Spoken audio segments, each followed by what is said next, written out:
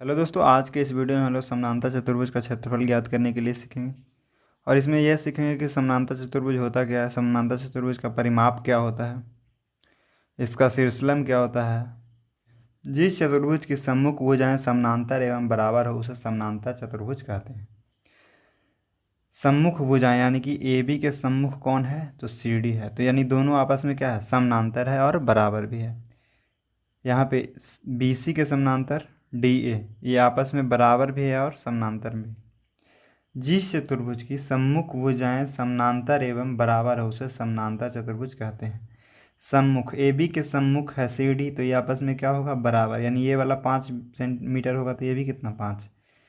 ये वाला 3 होगा तो ये भी 3, यानी इसके सामने ये जो सम्मुख रहेगा जो आपस में बराबर रहेगा। और क्या रहेगा, समानांतर, यानी डी सी समानांतर है ए बी के और बी सी समानांतर है डी ए का। ठीक है, तो यहाँ पे ये बात ध्यान रखना है कि यहाँ पे जो भुजाएं होता है जो आपस में समानांतर भी होता है और बराबर भी होता है। यानी कि इसको हम लिखेंगे कि ए बी है जो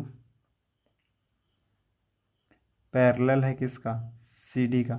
ठीक है, और ए बी बराबर भी है किसका, सी डी का।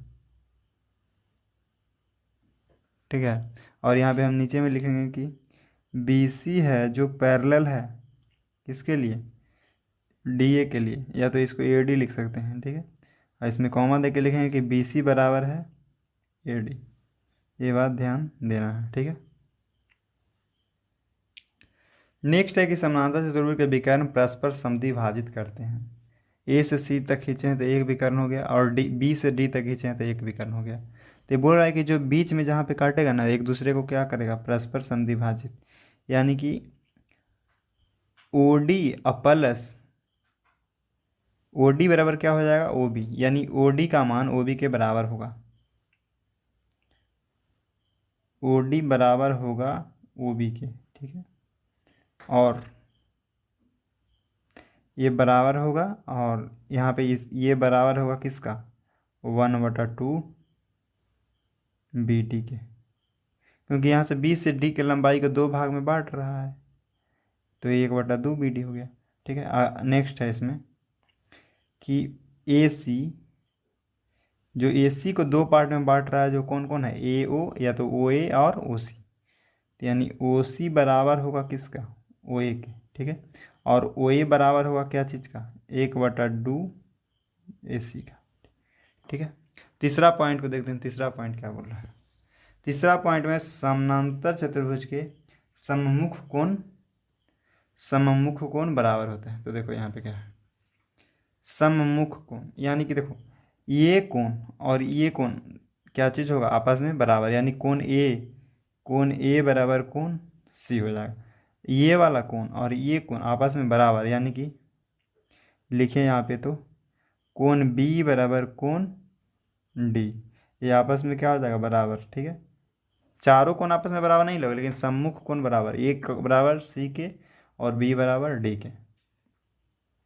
नेक्स्ट है कि एक विकर्ण समानांतर चतुर्भुज को 2 समान त्रिभुजों में बांटता है। यानी अब समानांतर चतुर्भुज के एक विकर्ण खींचेंगे तो ये 2 त्रिभुजों में बांटता है। जैसे ए बी सी डी एक समानांतर चतुर्भुज है, इसमें हम एक विकर्ण ए से लेकर सी तक खींचे हैं, तो एक त्रिभुज बना ए बी सी और दूसरा त्रिभुज बना ए डी सी। यानी एक त्रिभुज ये इधर बना और एक त्रिभुज ये इधर बना। यानी एक समानांतर चतुर्भुज को 2 भाग में कौन बांट देता है, तो एक विकर्ण। इसका एक कंडीशन और हो सकता है कि हम लोग यहाँ पे क्या करेंगे कि डी से ना खींच करके, ए से सी तक ना खींच करके डी से बी तक खींचेंगे। ठीक है, तो इसमें भी ये समानांतर चतुर्भुज को कितने भाग में बांटा, 2 ही भाग में बांटा। क्योंकि देखिए इधर एक त्रिभुज यहाँ पे आपको दिख रहा होगा ए बी डी, और दूसरा त्रिभुज दिख रहा है आपको बी सी डी। ठीक है, ये 3 को पॉइंट था, तीनों पॉइंट को एक बार फिर से रिवाइज कर देते हैं कि जिस चतुर्भुज की सम्मुख भुजाएं समानांतर एवं बराबर हो उसे समानांतर चतुर्भुज कहते हैं। समानांतर चतुर्भुज के विकर्ण परस्पर समद्विभाजित करते हैं। समानांतर चतुर्भुज के सम्मुख कोण बराबर होते हैं। एक विकर्ण समानांतर चतुर्भुज को 2 समान त्रिभुजों में बांटता है। यानी एक विकर्ण खींचेंगे तो ये कितने त्रिभुज में बांट देगा, तो 2 त्रिभुजों में। चलिए, समानांतर चतुर्भुज का क्षेत्रफल बराबर क्या हो जाएगा, तो समानांतर चतुर्भुज का क्षेत्रफल बराबर होगा आधार गुणे संगत शीर्षलंब। यानी संगत, यहाँ पे इसके पे जो परपेंडिकुलर है वही वाला ऊंचाई हम लेंगे। तो यानी डी से यहाँ पे ई तक खींचें तो ये क्या चीज़ हो जाएगा, डी ई। तो इसको हम लिखेंगे कि आधार गुने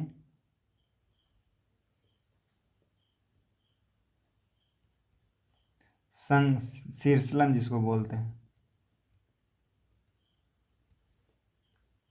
कैसा शीर्षलम, तो संगत, यानी ये बी पर जो लंब खींचेंगे वही वाला शीर्षलम।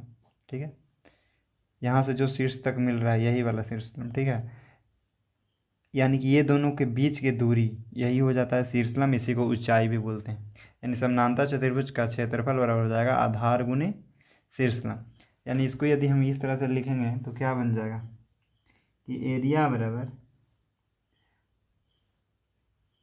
ए बी गुने डी ई। ठीक है, एरिया समानांतर चतुर्भुज का क्षेत्रफल ए बी गुने डी ई। यदि अब इसका हम ऊंचाई निकालना चाहें तो क्या होगा, यानी शीर्षलम निकालना चाहेंगे तो क्या होगा। शीर्षलम को क्या बोलते हैं, ऊंचाई भी बोलते हैं। ठीक है, मान लीजिए यहाँ पे ऊंचाई निकालना है तो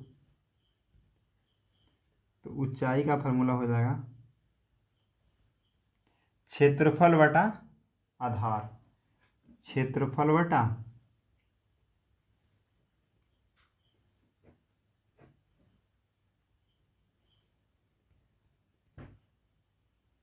आधार, इसका हो जाएगा। ठीक है, यदि हम इसका परिमाप निकालें यानी परिमिति निकालें तो क्या होगा,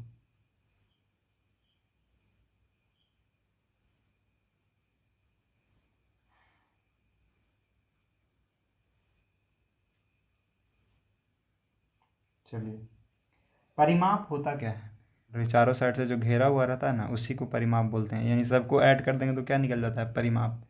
तो A B plus B C plus C D plus D A. चलो देखो,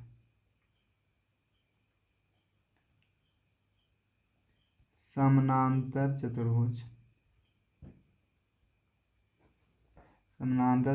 का परिमाप बराबर क्या हो जाएगा, तो इसका फॉर्मूला होता है कि टू इंटू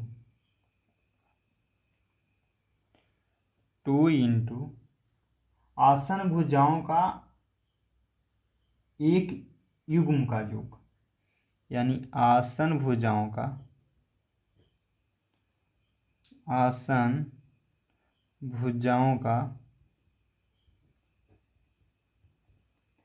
एक युग्म का योग,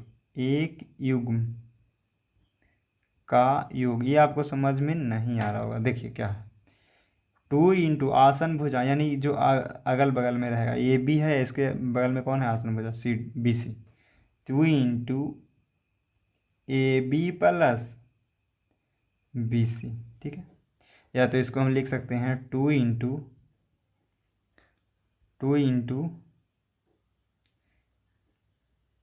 ए डी प्लस डी सी। ठीक है, देखिए ऐसा क्यों होता है, चलिए समझिए इधर। इसको चारों साइड को यदि हम जोड़ देंगे तो वही परिमाप होता था ए बी। यदि ए बी को यदि हम एक्स मानेंगे, ठीक है, तो ये भी कितना हो जाएगा, एक्स, क्योंकि आपस में क्या होता है, सब बराबर होता है। इसको यदि बाई मानेंगे तो ये भी कितना हो जाएगा, बाई। क्यों, क्योंकि समानांतर चतुर्भुज के आमने सामने का भुजा बराबर होता है। तो इसको जोड़िए, समानांतर चतुर्भुज का परिमाप निकालने का मतलब इस सब चारों साइड को जोड़ देंगे तो एक्स प्लस क्या हो जाएगा, x plus by plus x plus by. अब देखिए यहाँ पे एक्स जोड़ेंगे तो कितना आ गया, टू एक्स। अब बाई जोड़ेंगे तो कितना आ गया, टू बाई। तो यहाँ पे क्या निकला, two into x plus by निकला। अब बताइए एक्स मतलब क्या, ए बी, और बाई मतलब क्या, बी सी, या तो एक्स मतलब क्या, डी सी, और बाई मतलब क्या, ए डी। तो वही तो हम लिखे हैं, दो को फार्मूला बनाइए। अब यहाँ पे क्षेत्रफल में भी यही चीज़ लागू हो रहा है कि मान लीजिए कि क्षेत्रफल में हम इस पे लंब खींचेंगे यहाँ से तो क्या होगा, यहाँ से इस पे भी तो लंब हो सकता है। तो उस प्रकार से यदि उसका क्षेत्रफल निकालना चाहेंगे तो क्षेत्रफल का भी फार्मूला सेम हो जाएगा। यानी उसका क्या हो जाएगा कि एरिया बराबर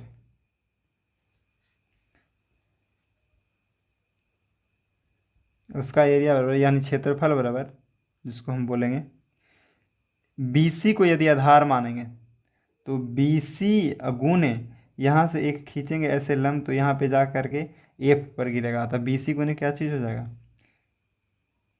BC गुने AF। ठीक है, चलिए सबसे पहला क्वेश्चन का बनाते हैं। समानांतर चतुर्भुज का क्षेत्रफल ज्ञात करें। यहाँ पे दिया हुआ है क्या कि AB का लंबाई है जो 8 है, और DC यहाँ पे कितना दिया हुआ है, तो ये भी कितना हो जाएगा, ये इसके सामने क्या है तो 8 ही हो जाएगा, आपस में सब बराबर। ये 5 है, तो यहाँ पे भी हम शीर्षलंब ऐसे खींच सकते थे ऐसे बना करके, तो ये भी कितना हो जाएगा 5 ही हो जाएगा। ठीक है, तो देखिए क्षेत्रफल बराबर हो जाता है समानांतर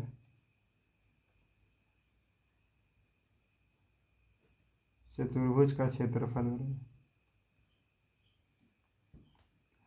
आधार गुने ऊंचाई होता है। ठीक है,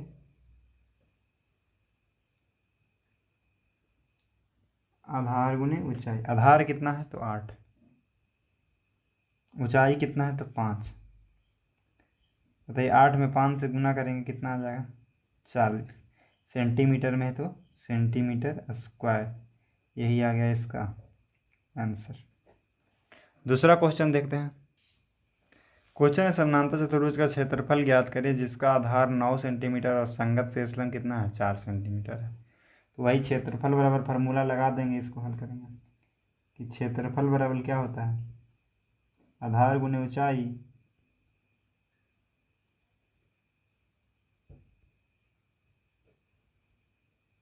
तो आधार आपका कितना दिया हुआ है तो 9, ऊंचाई कितना है इसका संगत ऊंचाई कितना है तो 4, 9 में 4 से गुना करेंगे कितना आ गया 36, सेंटीमीटर में है तो सेंटीमीटर, यही क्या आ गया इसका answer.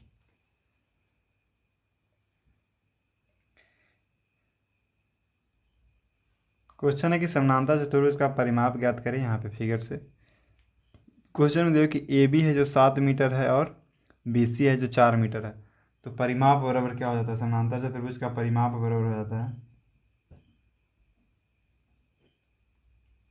2 into AB plus BC।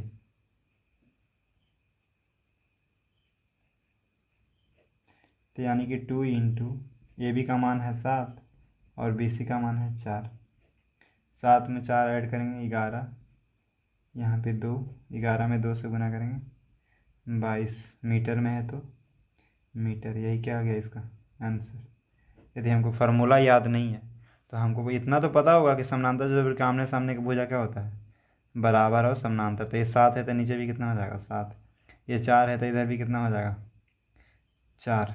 तो परिमाप का मतलब होता है कि जिस बाउंड्रिंग है उसको सबको ऐड कर देना है। ठीक है, यानी कि जो साइड है इसका सबको ऐड कर देना है। तो यानी कि परिमाप बराबर फार्मूला नहीं याद है तो क्या लिखेंगे AB plus BC plus CD plus DA।